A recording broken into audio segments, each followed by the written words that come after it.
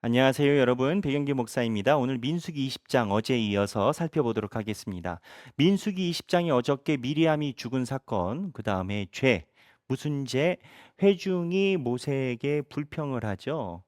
물이 없다라고. 그리고 물이 없다라고 불평을 하니까 모세와 아론이 모세가 그랬죠. 모세가 바위를 하나님이 명하라라고 했는데 두 번이나 쳐가지고 하나님께 혼이 나서 가나안 땅에 들어가지 못한다라고 모세가 야단을 맞았죠. 어제 우리가 살펴본 것처럼 이 바위 두 번 친 것만 가지고 하나님이 그렇게 하신 건 아닙니다. 이스라엘 백성들의 죄, 여기서 이야기하는 죄가 뭘까요?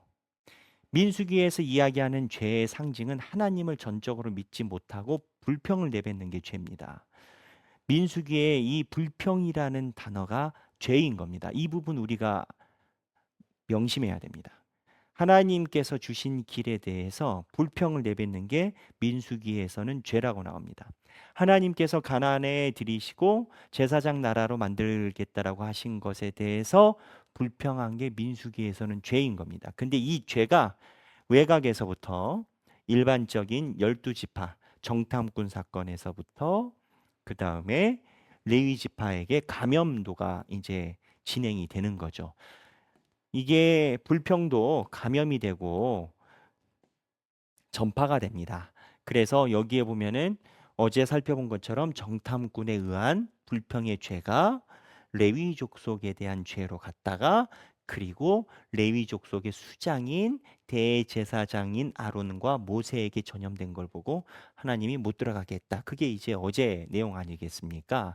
그런데 이 물 사건 이후에 하나님께서 불평하시고 야단을 치시고 난 후에 그 다음에 있는 스토리가 있습니다. 에돔에 관한 사건입니다. 이스라엘 백성들은 여기에서 물을 달라고 하고 모세가 화를 내고 물을 먹고 그냥 스토리가 끝납니다.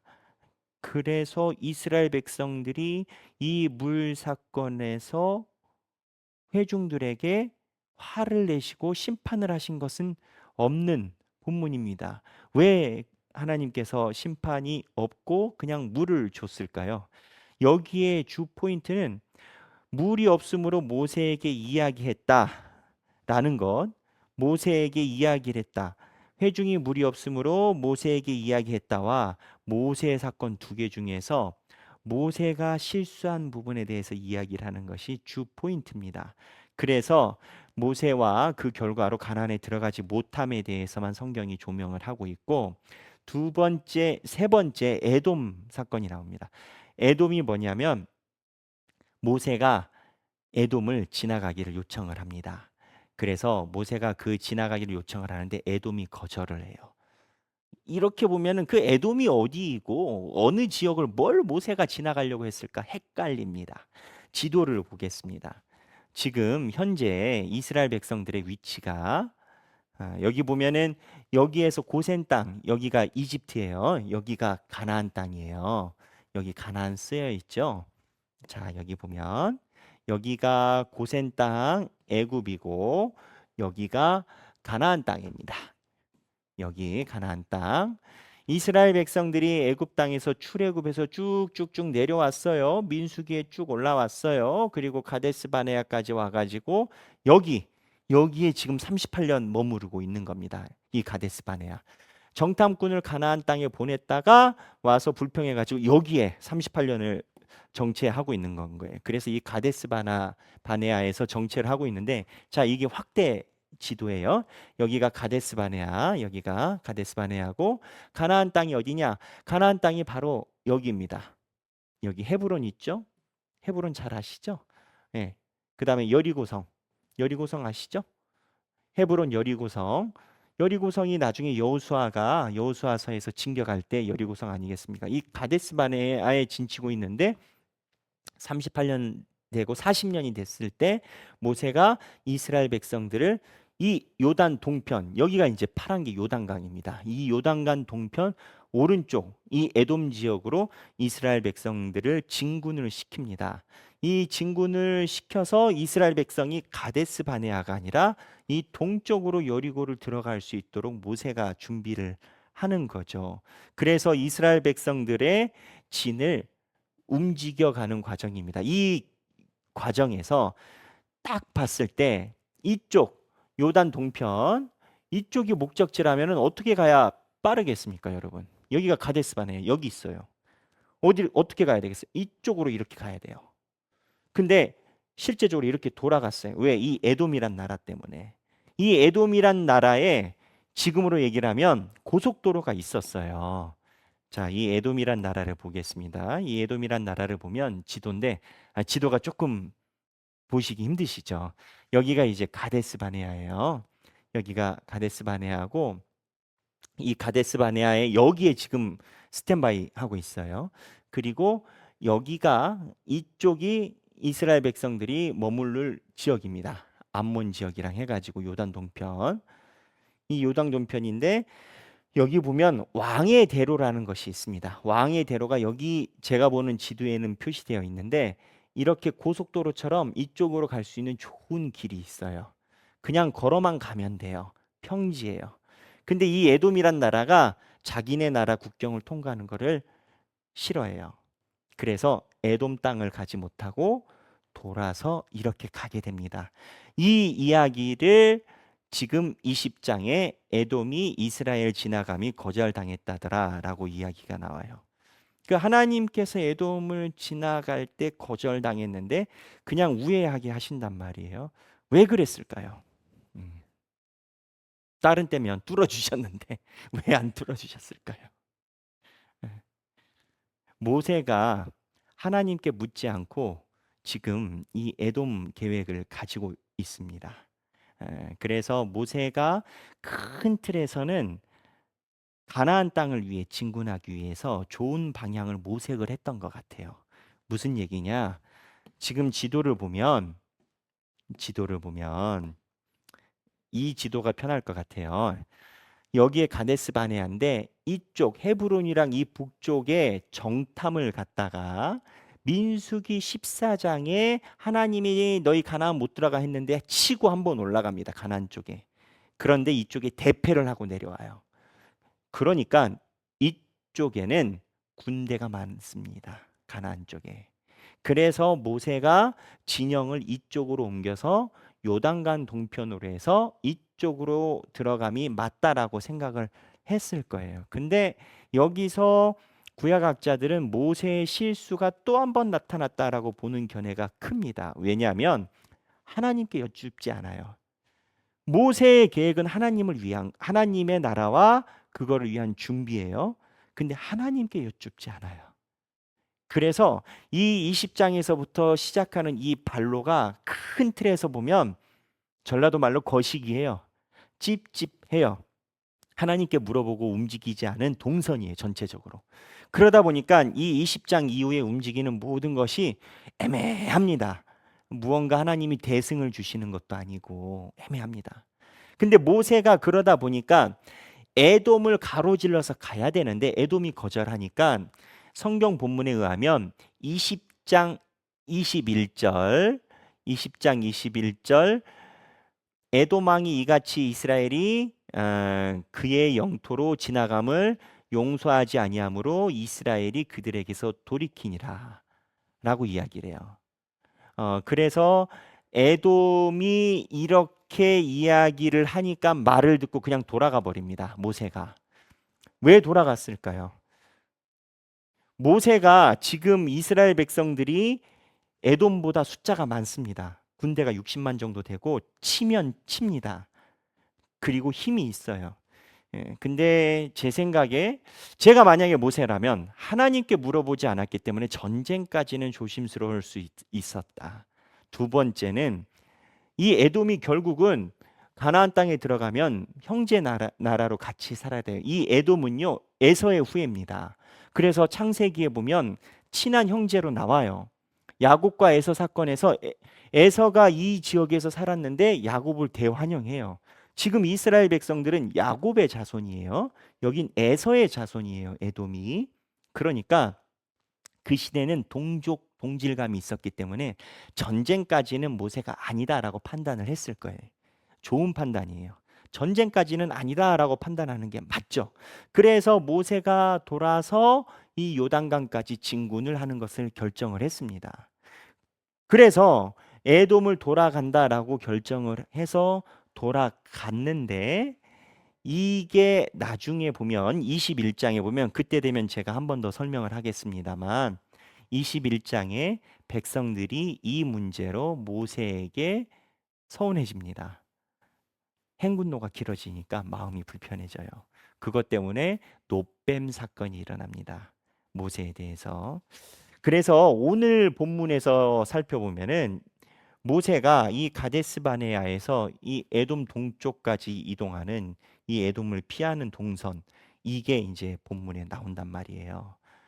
근데 이 본문에서 제가 볼 때 조금 더 신비스러운 것은, 모세가 에돔 지역을 가로질러서 요단 동편으로 가려고 하는 이유는 쉽게 얘기를 하면 대비입니다. 대비. 미래에 대한 대비를 하는 건 거예요. 근데 아론이 이 과정에서 길 가는 중에 죽습니다. 그리고 엘르아살,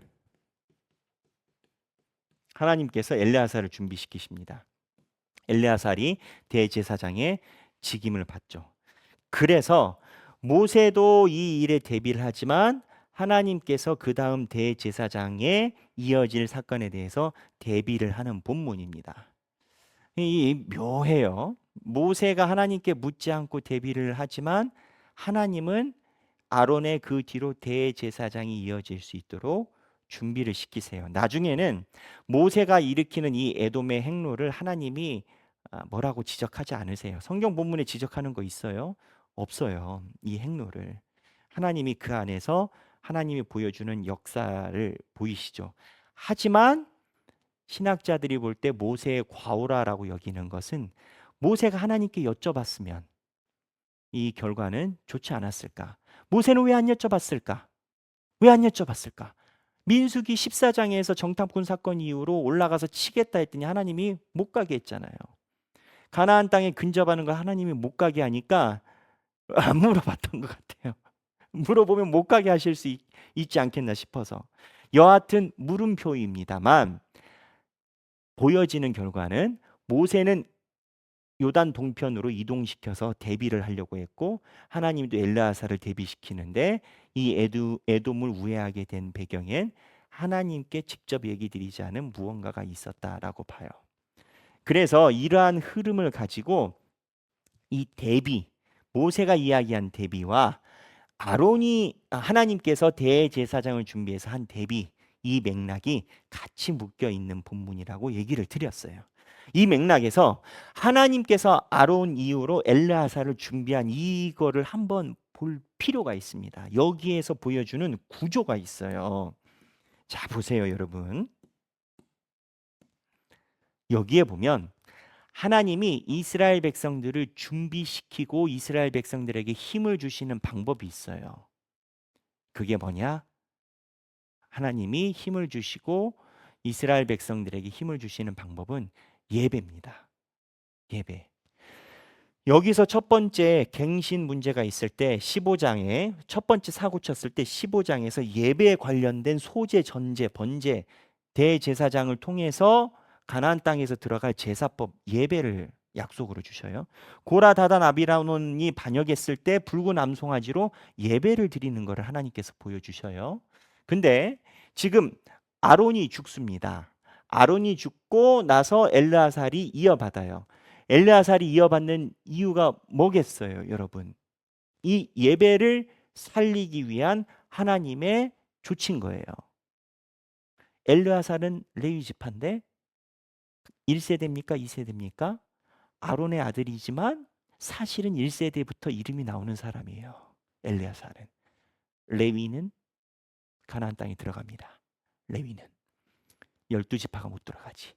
그래서 이 하나님께서 아론에게 엘르아사를 준비시키는 모습을 보고, 이 1세대가 너희가 정탐한 그 민족은 다 죽으리라 하지만 엘르아살 그 세대, 그 대제사장과 그 계보는, 이 대제사장 계보는 그대로 가요. 엘르아살은 1세대에 포함되지만 하나님의 신탁으로 여기에서 가나안 땅에 들어가게 됩니다.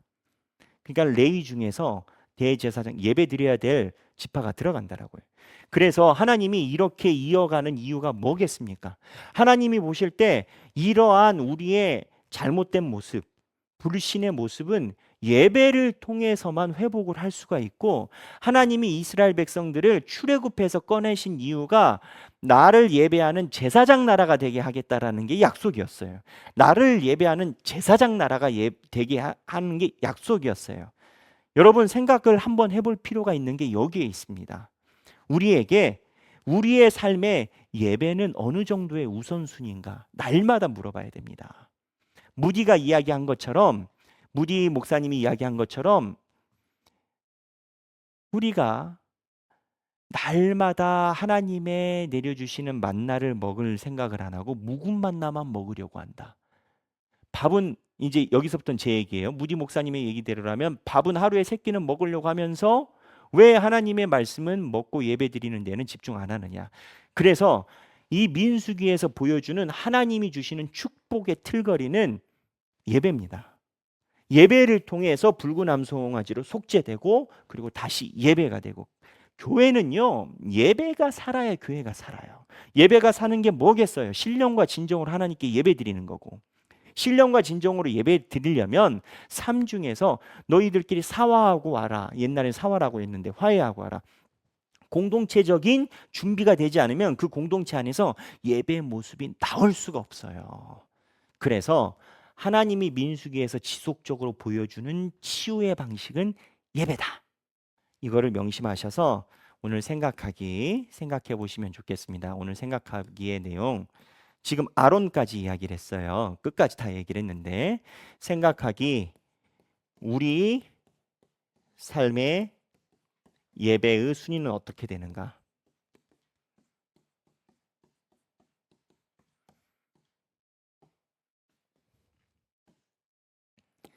저희가 박종호 장로님을 모시고 찬양 간증 집회를 했습니다. 박종호 장로님이 저한테 한 얘기가, 목사님, 온라인 중계를 저는 반대를 합니다. 반대하는 이유가 현대인들이 집에서 누워가지고 TV를 보는 게 예배가 되겠습니까? 저도 그 얘기에 동감을 합니다. 온라인 예배는 최소한으로 제공되는 겁니다. 그러니까 내가 요양병원에 있다든지 정말 부득이하게 예배 드릴 수 없다든지 이런 상황에 대해서 온라인 예배가 성도들의 삶의 최고의 예배가 되는 거지, 내가 교회 갈 만한 건강이 있고 내가 교회 갈 수가 있고 그런데 편의를 위해서 온라인 예배를 드린다. 그거는 잘못된 겁니다. 코로나 시기에는 교회에 모일 수 없었기 때문에 온라인 예배가 가장 최상의 예배였습니다. 그렇기 때문에 온라인 예배를 구축을 했었어야 됐습니다. 하지만 지금은 다릅니다. 지금은 모든 곳에 제재가 없습니다. 그래서 삶의 예배를 가장 중요하게 여겨야 되는 겁니다. 우리 삶의 예배 우선순위는 어떻게 되는가? 또 이렇게 보면 내가 기분 좋다고 교회 나가고 기분 안 좋다고 교회 안 나가고, 기분 좋다고 예배 드리고 기분 안 좋다고 예배 안 드리고, 내가 놀 것이 있으니까 교회 안 나가고 놀 것이 없으니까 교회 나가고, 안 되겠죠. 오늘 우리 삶의 예배 순위는 어떤지 한 번쯤 묵상해 보는 저와 여러분이 되기를 바랍니다. 감사합니다.